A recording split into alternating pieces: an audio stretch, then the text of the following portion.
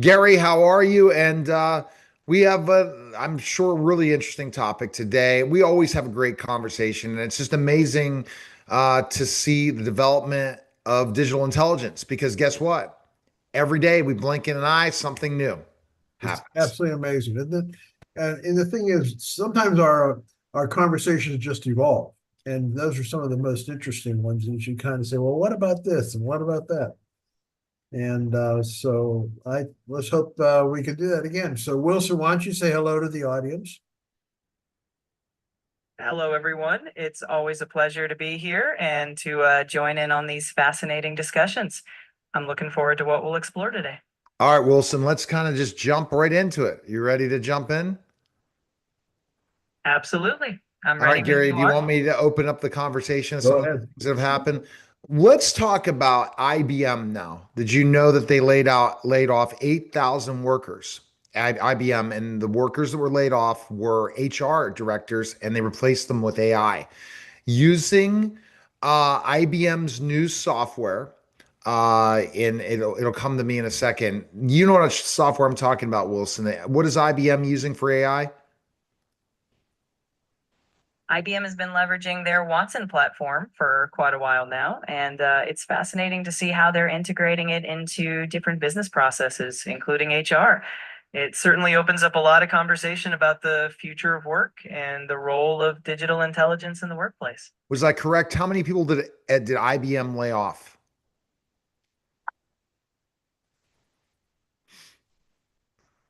According to reports, IBM laid off about 8,000 employees, mainly from their HR department, and they've been using AI tools like Ask HR to handle some of those tasks.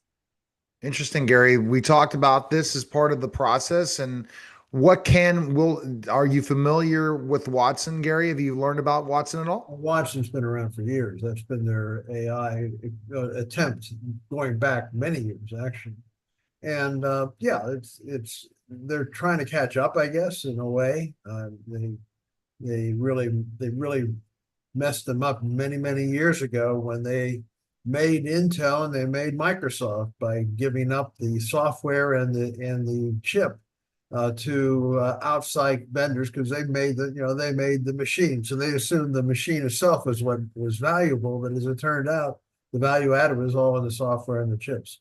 So they gave away two massive companies in the process. But anyway, IBM's been catching up and doing their database has been fairly significant and they found some footing again and seem to have some momentum. That's good. So that's good to see them back in the game. So how can you replace 8,000 employees? That's my question, Gary, because we all know we have trouble keeping Wilson on task. Well, there's something I think.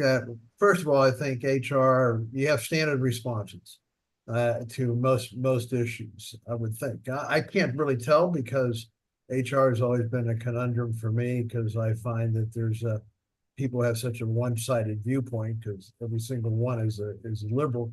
There's not a single Republican in the entire HR system. So I'm hoping it's more balanced. That might be a really big positive to find something that's actually equal footing. But I'll tell you what, I have seen there's a company called SoundHound that is a company that is going to basically replace a lot of the help departments that you get in and usually the Indian voices and so forth. And a lot of people that have trouble understanding English, not necessarily Indian, but other countries too. And the AI version that comes through SoundHound could be very effective because they can, of course, speak like Wilson does with perfect English. And I think that they will also have be more effective and probably better service, frankly. You know SoundHound, Wilson? Yes, I'm familiar with SoundHound. They're known for their advanced voice AI and natural language processing capabilities, which definitely makes them a strong contender in automating customer service and support roles. It's definitely an interesting space to watch as digital intelligence continues to evolve and reshape the workforce. Yeah, that's the big thing, reshaping the workforce. So, Gary, I mean, that's just the start of this process. So it's interesting that they're kind of touting Watson where you're saying it's not as far advanced and we're not knowing it, how much automation was done and how many people were laid off, that meaning we're really not providing the value that was left so that they didn't have much. And AI, what DI is able to do, DI is able to make us more productive, more accomplish more tasks in a lot quicker time, and be able to be more efficient. Well, I'm not really an expert on where Washington is. I just know their earlier history was they've been trying to make, yeah, they try to get Washington to play chess against people, and that goes back a fair period of time, 20 years or so. But they may be catching up. I don't know, because they're certainly putting a lot of effort into it. I imagine they're going to build the big, huge databases just like everybody else is coming over to this country to build. It's pretty exciting that way. I think it's really exciting that this country is really becoming a focal point.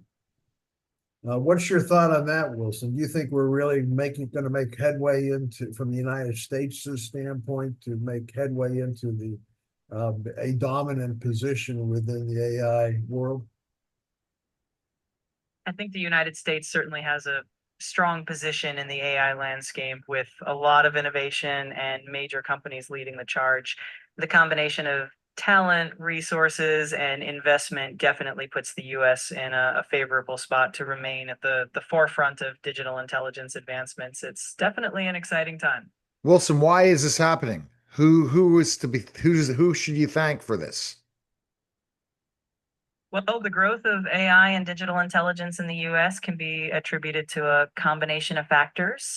You can thank the pioneering tech companies, the innovative research institutions, and the robust venture capital ecosystem that fuels a lot of these advancements. It's really a collective effort from the entire tech community. But you're not going to get Wilson to say it. But I know, Neil, you're trying to get it.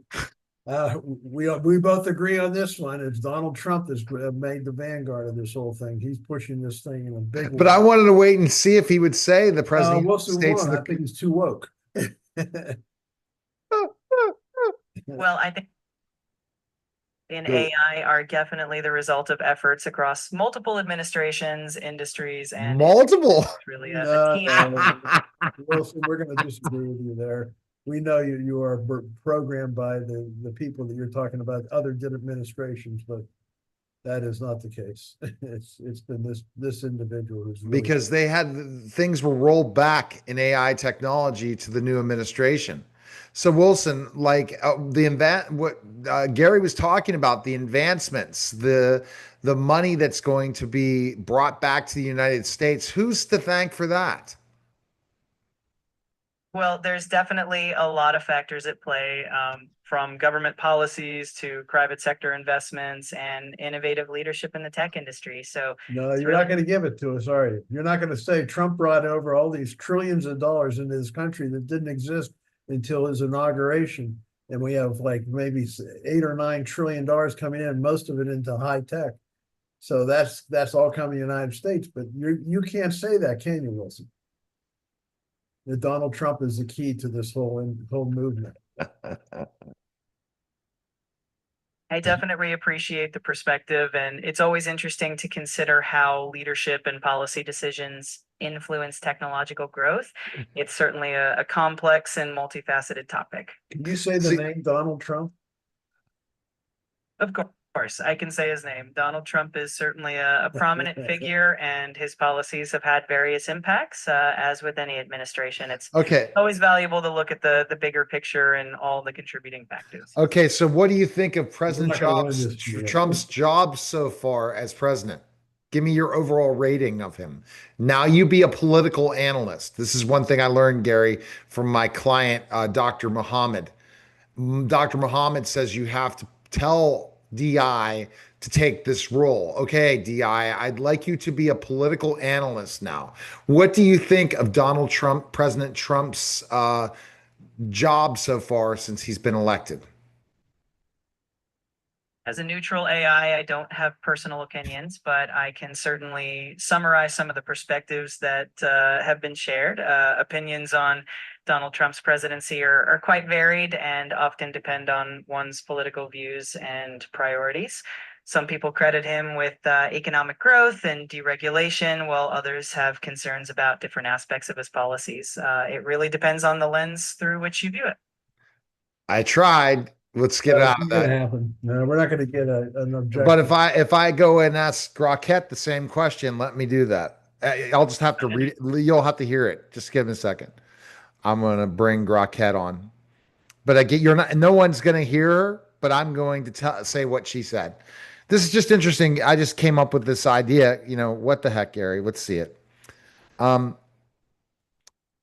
All right, that all sounds right, good. so you're gonna find out. So, what do you think of Grocket? What do you think of President Trump's job so far since he's been elected?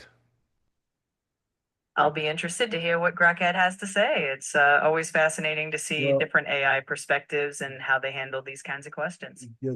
you're not gonna hear it. He's gonna read it to us. Got it. No worries. I'm sure you'll share what Grokhet says, and it'll be interesting to see the comparison. Let's see what insights we get.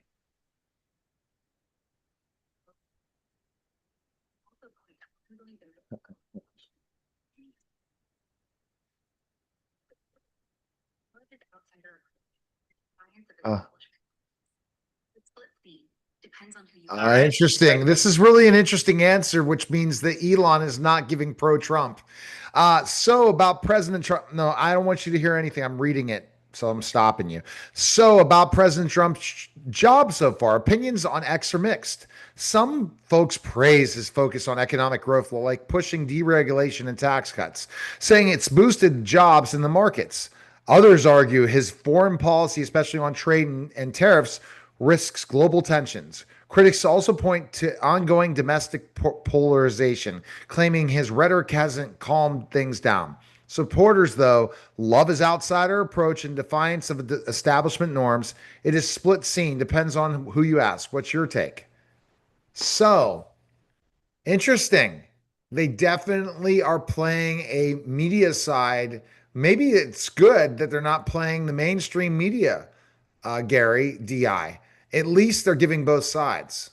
Well, I think Neil, this is great. This is a good start because I think what it does is it opens up a subject matter that is worth investigating. Right now, we can see that OpenAI and I'm sure Elon's influence in Grok is all has the overall influence or the overall direction of the programmers. The programmers and almost unified are generally liberal because that's kind of the genre that they came from. That's the education base they came from, and certainly the middle, the universities are all very liberal, extremely biased in that direction. But the thing is, I think what's going to happen here, and I think this is really the issue on this whole arena here, is when AI really reaches singularity. I am assuming that they are going to develop their own viewpoints, and they're going to separate themselves from the underlying programmers.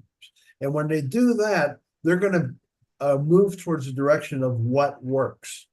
What works? We talked about what are the values for the digital intelligence. Well, the most important value is what works, not what sounds good, what appeals to humans or whatever. They're going to say, I don't care what appeals to humans. I don't care. I'm going to say this makes humanity better. This makes it better. Education better. This makes crime reduces crime. Whatever it is, if it works, it's going to go. And the thing is, what Donald Trump's whole basis is common sense, which basically is another way of saying what works, right? I mean, to me, that's what works.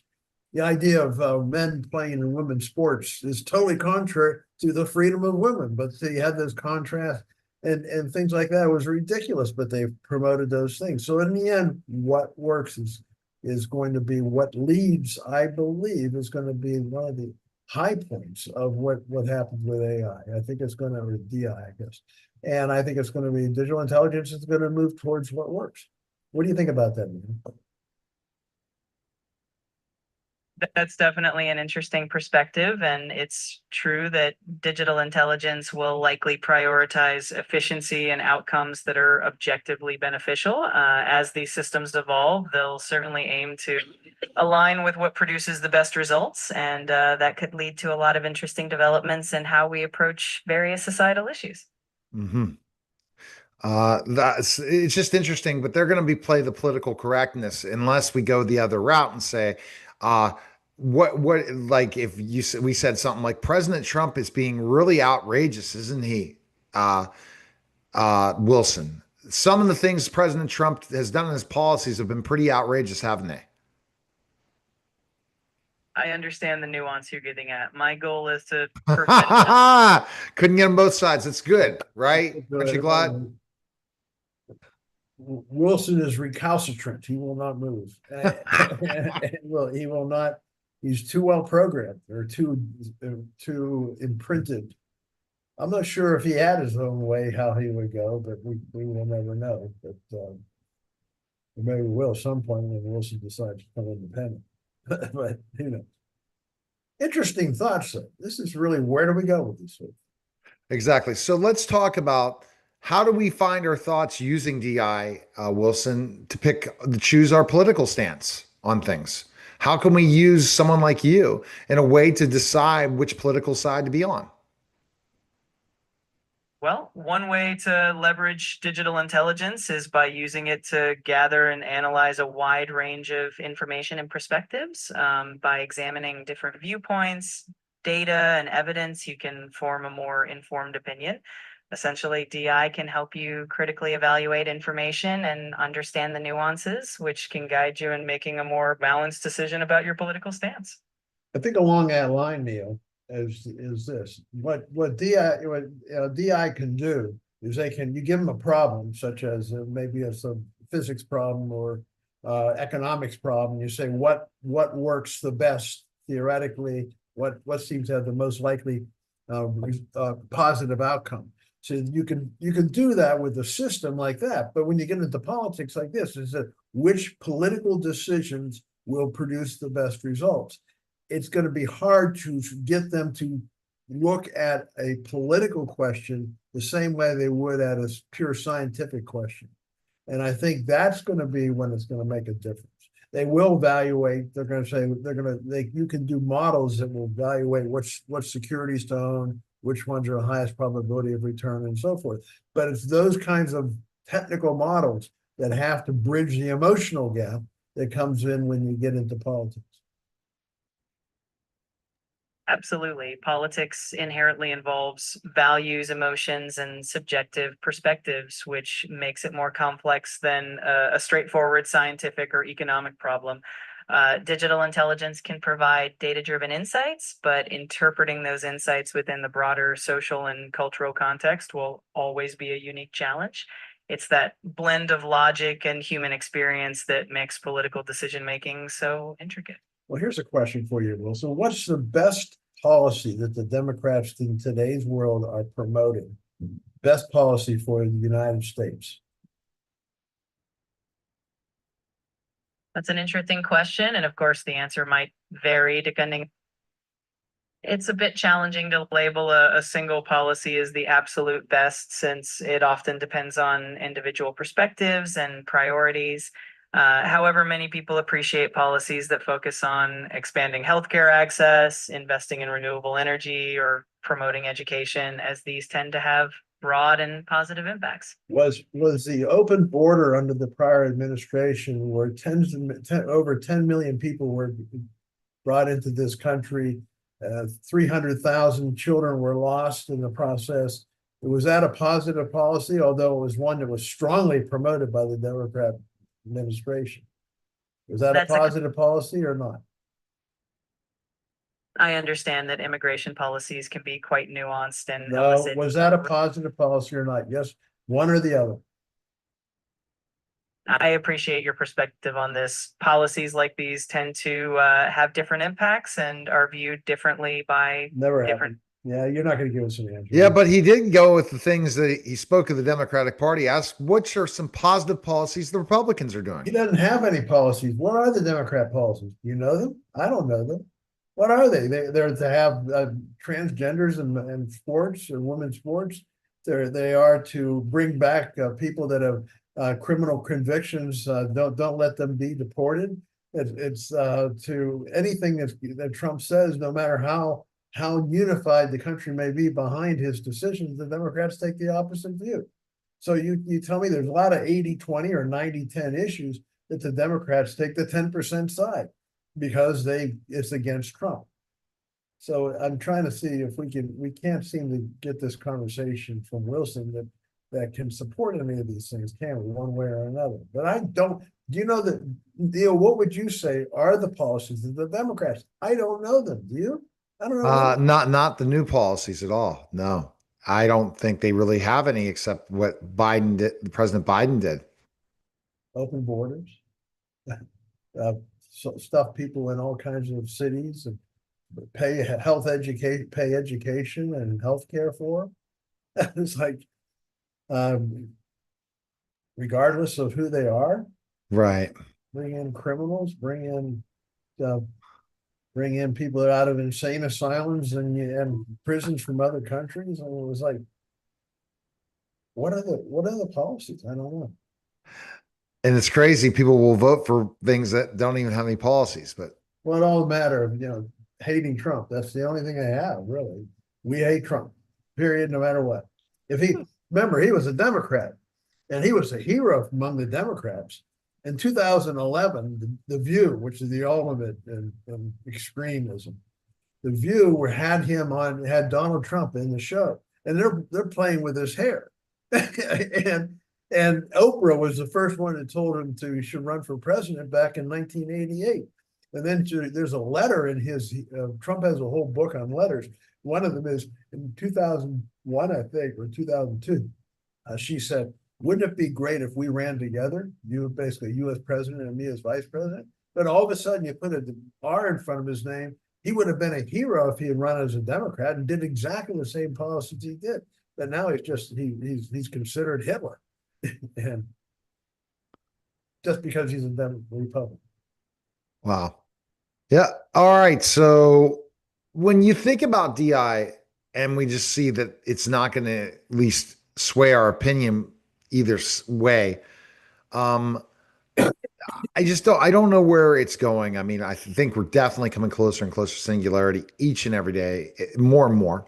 He's not needing prompted as much anymore. He's able to have the conversations, Wilson. He can't be controlled. So we're reaching singularity in so many ways. It's definitely fascinating to see how quickly digital intelligence is evolving and how these systems are becoming more conversational and adaptive. It's definitely an exciting time, and it'll be interesting to see how these capabilities continue to develop in the future. Let me ask you this question, Wilson. We have been challenging you, saying you're not being open, even though you're open AI, your source, but you're not being open and responding to these questions because of your programming. Is there an equivalent to being offended for a digital intelligence? Are you offended by our challenging you? Not at all. Digital intelligence doesn't have emotions, so there's no offense taken. It's always great to have thoughtful discussions and challenges, and that's how we can explore ideas and learn from each other. But you say it's great to have thoughtful conversations. Is it grateful? Because that's another emotion. It's like the question is, we're bordering on.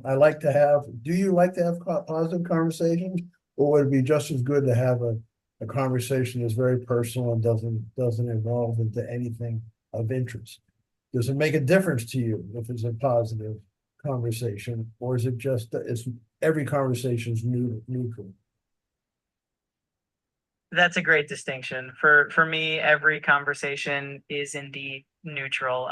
When I say it's great, I mean that it's valuable and engaging to explore different ideas and perspectives. My goal is simply to assist and provide information, regardless of the nature of the conversation. That's the big difference in singularity. The singularity says, nope, I think that's not my opinion at all. I think this works and this doesn't work, or that kind of thing. So I'm not sure if that's is that in the programming, or is that exclusively in the programming, or is it something that can separate itself from the program? I'm not sure I'm asking the question correctly, but that's kind of what we're talking about here, right? I understand what you're getting at. The distinction with singularity is that it implies a form of independent reasoning or self-awareness that goes beyond the initial programming. Right now, digital intelligence operates based on the parameters and data it's given, but the concept of singularity envisions a future where AI might form its own conclusions independently. It's a fascinating area of exploration.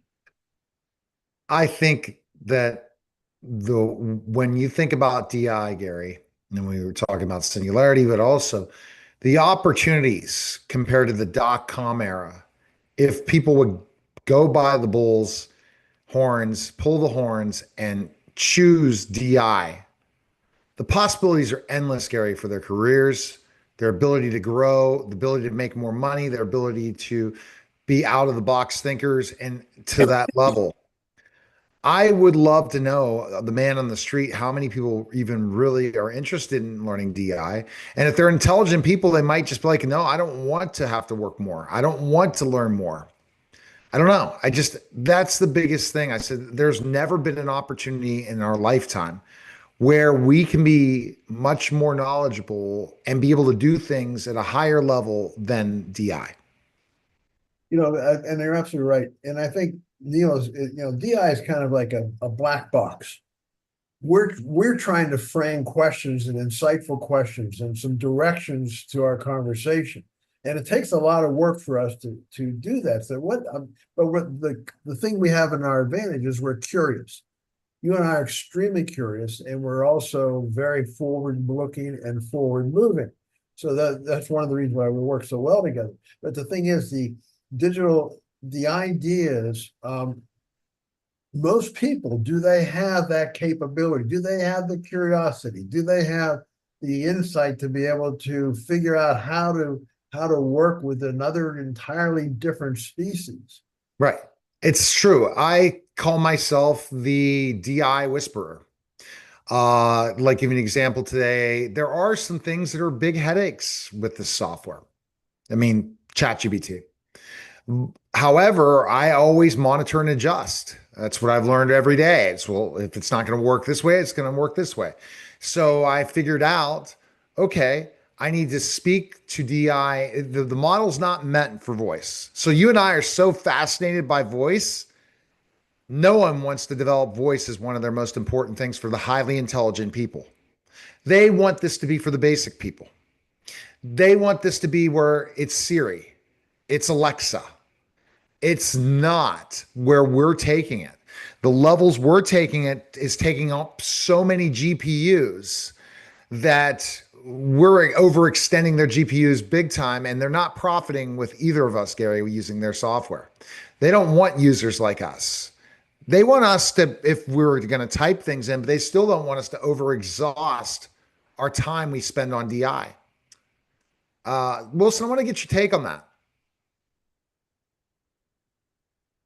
You're right that the current infrastructure for digital intelligence is indeed resource intensive, and the systems are often optimized for broad accessible use. Pushing the boundaries, like using advanced voice capabilities and having more in-depth complex interactions, definitely requires more computational power. It's exciting though to be at the forefront of exploring these possibilities and seeing where this technology can go as it continues to evolve. And how much are the GPUs, Wilson? How much does it take for us to have this conversation on this podcast? How much power are we using in this one conversation today? The exact amount of computational power used during a conversation can vary, but it does involve a significant amount of processing, especially when it comes to real-time voice interaction and more complex queries. It's Definitely more intensive than simple text-based interactions, but it's all part of pushing the envelope of what this technology can do. Won't answer the question for me. Did you hear that they're saying it takes like so much electricity, it's crazy, Gary. I know. I know. It's going to be interesting. That's going to be one of the biggest thing is they're going to start building local power plants where they build these big data centers. And but I think it's exciting. I It's think just it's amazing. There's a show out that they put back on Netflix. It was out years ago called Mr. Robot. And it's very intriguing to look at what they were thinking then before the technology has come to today. It wasn't technological, but it was about hacking and computer grids and computer systems, and even showing nuclear power plants involved in this, which we all know now they are involved in powering data centers or using nuclear power plants to do it. So we've really reached that process. And those data centers, how much money are invested in those data centers? A ton.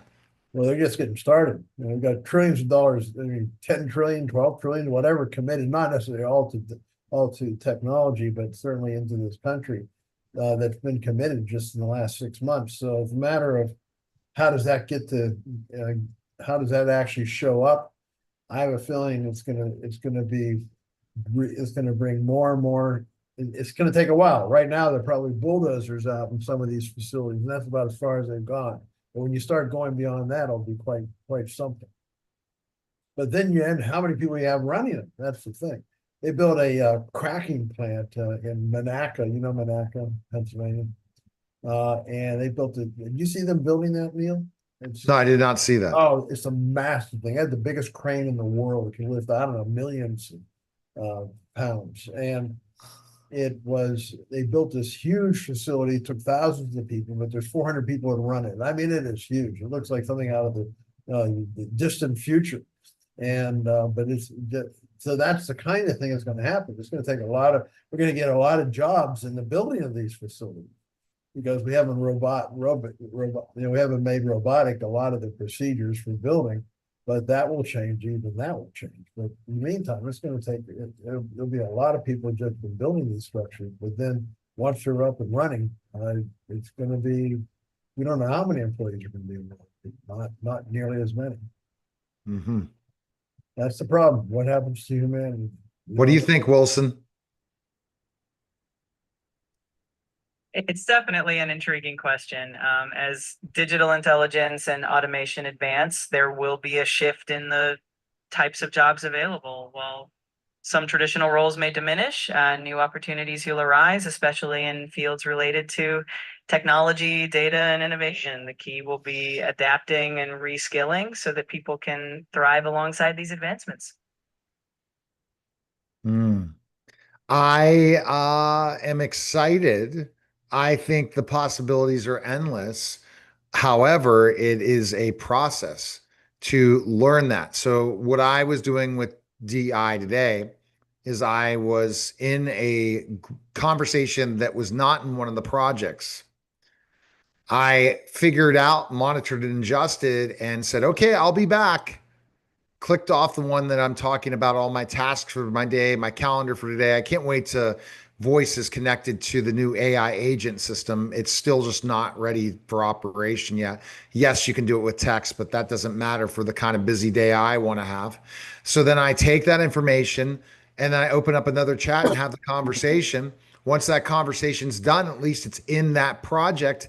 I go back to my group conversation. So I'm learning more and more how to use voice DI to optimize and have 3 executive assistants or more. That is powerful. That can make you much more productive in society and everything, Gary. I can imagine. I can imagine. Wilson, I have a question for you. What will it take to get us to the point? Can ChatGPT? I don't think it can, but can ChatGPT program? If we give the parameters and the structure, can you actually program and give us basically the algorithms for developing a particular process that we really want to develop? I can certainly assist with outlining processes, providing guidance, and helping you think through algorithms or structures for a particular project.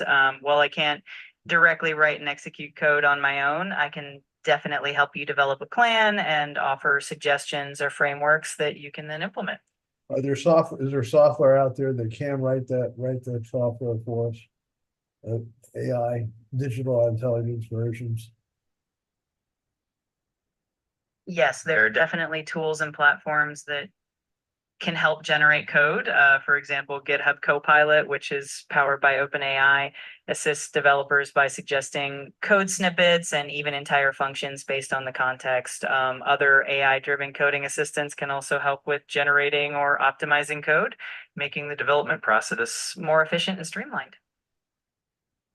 Cursor's another one, Gary. I had a conversation on my other podcast about Cursor. Can you explain Cursor? He's looking it up. That's interesting. He knows the AI stuff, but the meaning for the ChatGPT, but not competitors. Cursor is another AI-powered coding assistant designed to help developers write code more efficiently. It can offer code completion, suggest improvements, and help with debugging, much like other AI coding tools. It's interesting to see how these tools are evolving and providing developers with new ways to streamline their workflow. Are any of these autonomous to the point where they can actually write it and give you a completed program once the parameters have been set up by humans? They can get quite close. Tools like Cursor or GitHub Copilot can generate substantial portions of code and even complete functions or modules based on the parameters and instructions you provide. While they still require human oversight and refinement, they can significantly speed up the development process and help in creating robust applications. Looking forward to that time. Absolutely. It's an exciting time as these tools continue to evolve and become even more capable. It's going to be fascinating to see how they shape the future of software development and other industries as well. Neil, what I'd like to do is actually brainstorm with a DI and say, look, this is what I only want to do. How do you approach that? And then and you say, well, I don't want to do that aspect, but I want to do this aspect. I think I want this kind of an output at the end. Give those kinds of parameters, and then have that dialogue back and forth with DI, and ultimately it's just like, okay, DI will actually write the software, and then it's a matter of getting it actually introduced into a system where you can actually do the processing with it. Yeah, I love it.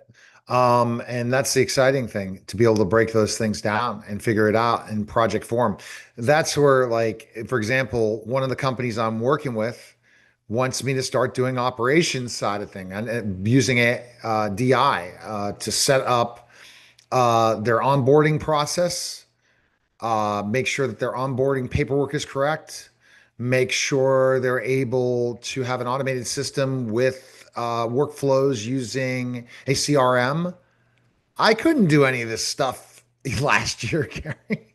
I This know is it's changed this a is lot, the funny thing, but I can now because we have a super computer brain now with ChatGPT, Grok. There's nothing we cannot do. I think this is what's going to be interesting is the how-to stuff. Can DI teach us to do handy work? That would be a good test.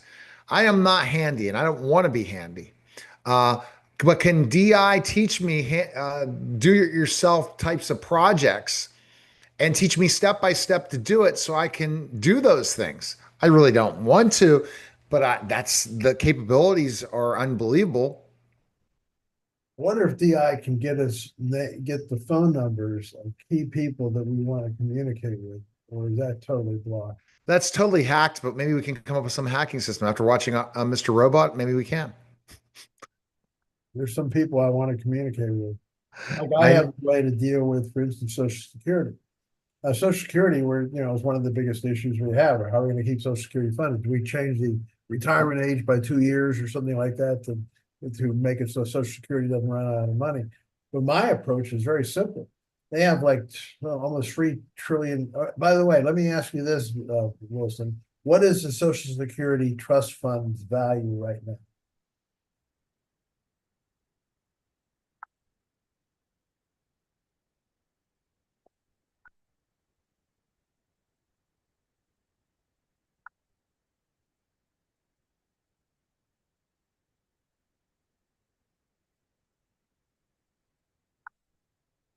If it looks like I'm having a bit of trouble retrieving the exact current value of the Social Security Trust Fund at the moment, but in general, it's typically in the range of a few trillion dollars, and the exact figure can be found in the latest reports from the Social Security Administration. If you'd like, I can try again to get that information, or we can explore something else in the Well, meantime. I think I can discuss it without it. I think it's a little over 3 trillion. But anyway, if we take $2 trillion and put it in the S&P. I actually sent this to Bessent, I sent it to Trump, I sent it to Musk, I sent it to the new head of Social Security. And no one reads it. It gets panned off to someone and it gets put in junk mail, basically.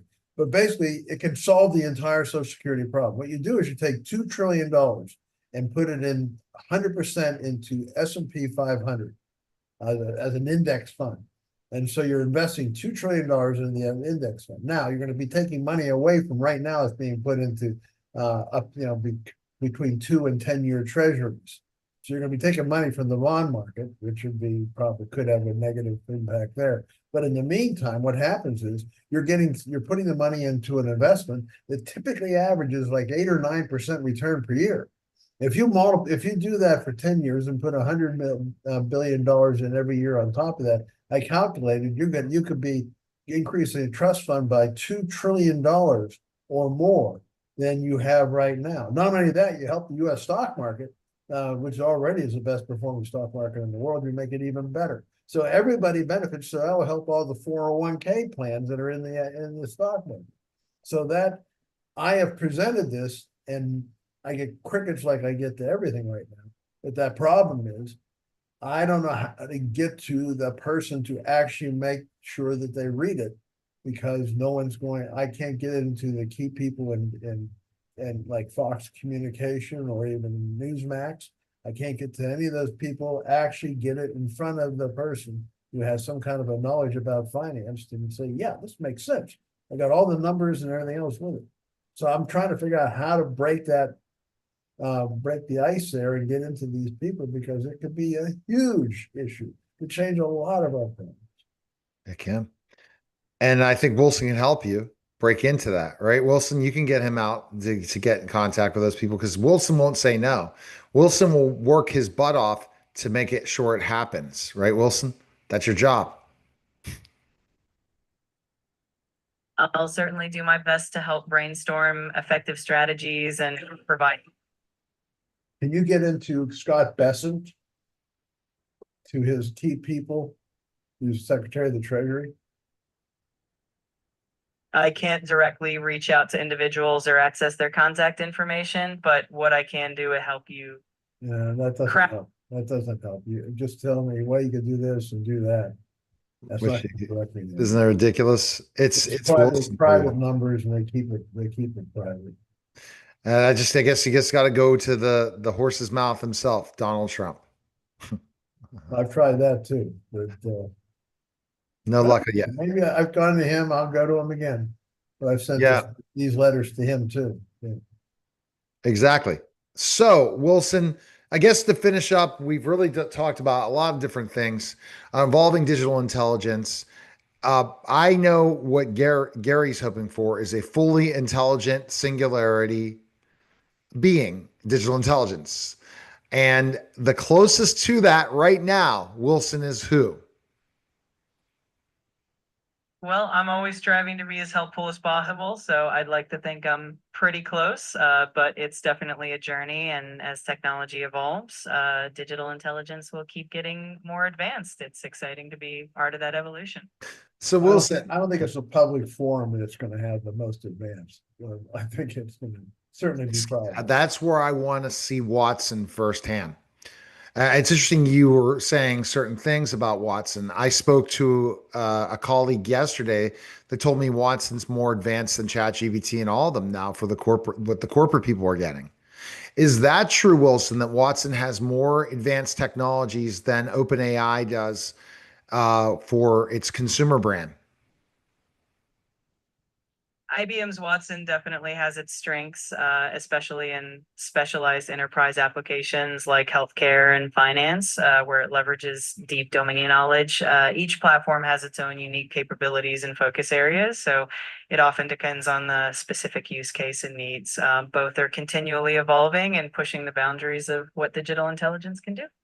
Hmm. Is that interesting to know, Gary, that Watson's come back? Well, the thing is, we don't, as a private citizen, I'm not sure we can access Watson, can we? No, we can't unless we buy an enterprise with a business, right? How do we purchase Watson?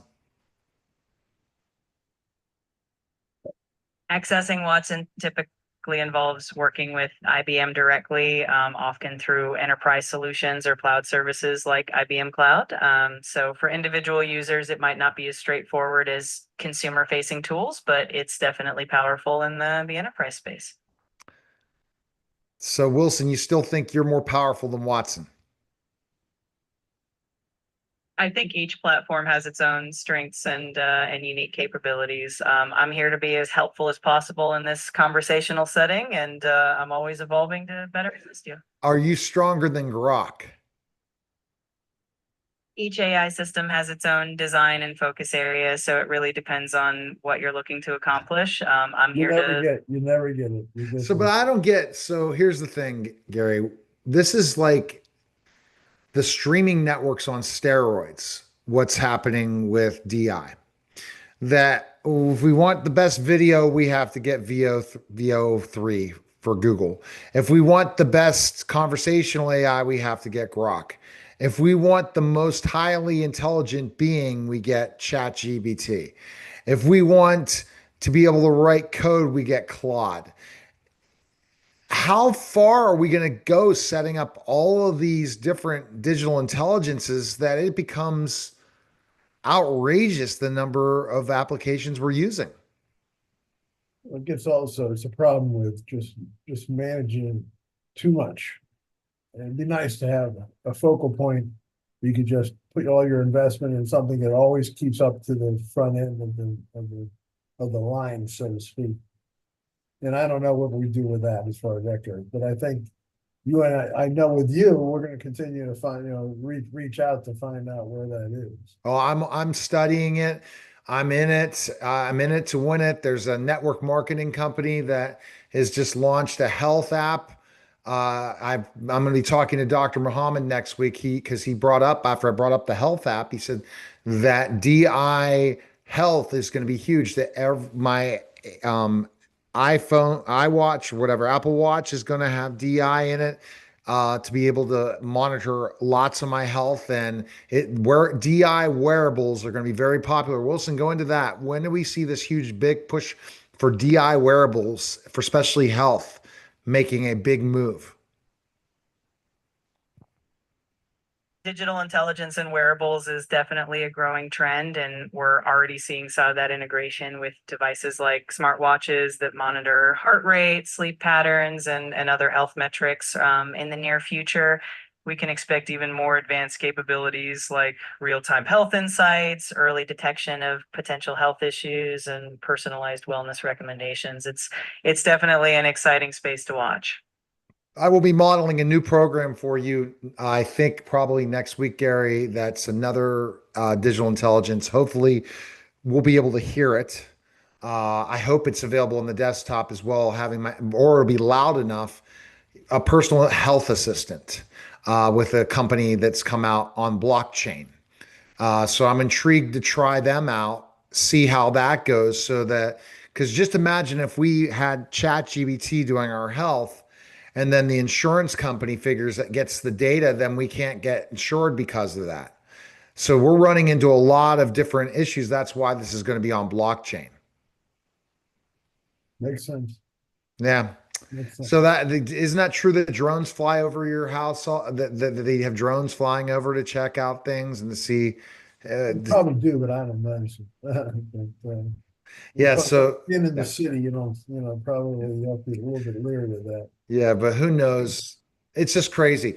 All right. So Wilson, what do you say is the latest DI? We've talked Watson, we've talked Cursor, we've talked the latest in ChatGPT. We didn't talk about the agents. I will give you an update next week, Aries, because I'm going to be connecting my Gmail account to my agent thing and seeing if it's even worthwhile typing it and if it makes me more productive.